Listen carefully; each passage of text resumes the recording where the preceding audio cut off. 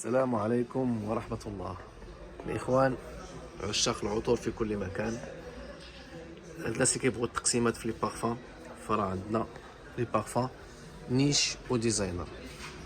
عندنا واحد مجموعة تبارك الله ما شاء الله من لي بارفان. مثلا عندنا سوسبيرو، عندنا أمواج، عندنا عطور قصة. هادو ما يمكنش تصنفوهم في عطور نيش ولا ديزاينر، هادو عطور عربية معروفة هاد البراند. هذا براند كويتي راه متوفر عندنا في التقسيم. عندي روزين دوماتيو، عندي فيها 3 و5 و7. كاينه باكارا روج، كي دافونتوس. عندي لي بارفان نيشاني. يكفي انكم تدخلوا لو سيت، هذه من لا كوليكسيون بريستيج ديال نيشاني. نتمنى تدخلوا لو سيت باش تعرفوا على البارفان اللي عندنا، سواء في الديكونت ولا حتى في لي برودوي فيني. عندنا هذه من لا كوليكسيون ديال سترونغ فيديو، لا فيها توباكو ولا ابسولوتلي ولا نطونسلي.